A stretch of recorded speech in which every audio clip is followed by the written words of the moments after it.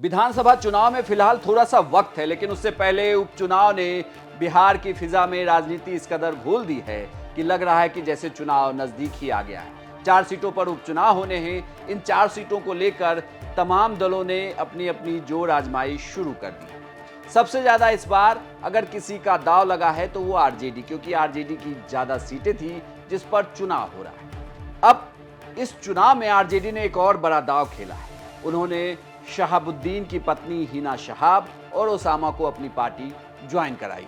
नमस्कार, प्रणाम, बिहार तक देख रहे हैं आप। मैं हूं आपके साथ इंद्रनूर। एमवाई के समीकरण पर चलने वाली आरजेडी धीरे धीरे ए टू जेड की पार्टी हो गई। सभी जातियों के बीच और सभी धर्मों के बीच पार्टी ने अपनी पैठ बनाई। सरकार भी थी, लेकिन ये टैग हट नहीं पाया एमवाई समीकरण, यानी कि मुस्लिम और यादव का फैक्टर। मुस्लिमों का वोट बैंक कहीं ना कहीं आरजेडी के साथ रहा, लेकिन पिछले कुछ चुनाव में यह देखा गया कि विधानसभा उपचुनाव में ये वोट अलग अलग जगहों पर खिसका भी। सीमांचल में एआईएमआईएम के खाते में गया, तो ये जेडीयू के खाते में भी गया, कुछ 1% बीजेपी के खाते में भी आया। तो क्या ये माना जाए कि मुस्लिमों का वोट बैंक खिसक रहा है और इसके लिए अब आरजेडी, या यूं कहें कि लालू परिवार को जरूरत थी किसी ऐसे नेता की जिसके आने से मैसेजिंग बड़ा हो और मुस्लिम वोट बैंक को एक बार फिर से साध सके? क्या इसीलिए हिना शहाब और ओसामा की एंट्री हुई है अब आरजेडी में? हालांकि इससे पहले लोकसभा चुनाव में अगर बात करें तो जिस सीट पर हिना शहाब खड़ी हुई, वहां पर आरजेडी के उम्मीदवार की हार की बड़ी वजह अगर कुछ रही तो वो हिना शहाब ही थी।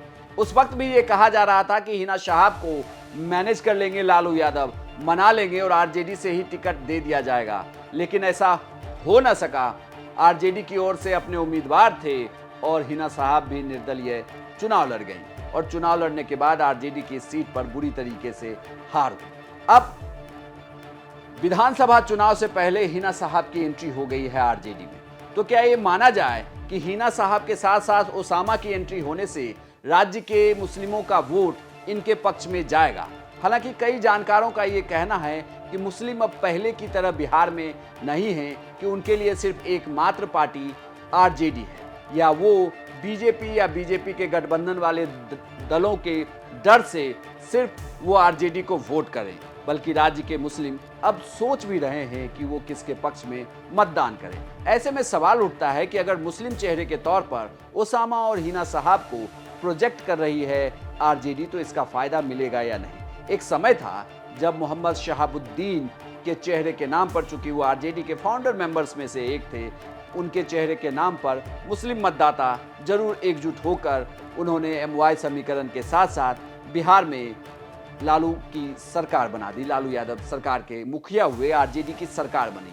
लेकिन क्या एक बार अब फिर से ओसामा और हिना साहब ये जादू कर पाएंगे? क्या ये करिश्मा दोहरा पाएंगे आरजेडी के लिए, या यूं कहें कि तेजस्वी यादव के लिए? ये देखना होगा। आपको क्या लगता है कि क्या मुस्लिम हिना साहब और ओसामा के कहने पर या इनके चेहरे पर आरजेडी के पक्ष में मतदान करेंगे, या अभी भी सिर्फ वो लालू यादव के कहने पर ही आरजेडी के पक्ष में मतदान करेंगे? आपकी क्या राय है, हमें कमेंट बॉक्स में लिखकर जरूर बताइएगा और बिहार की तमाम खबरों के लिए देखते रहिए सिर्फ बिहार तक।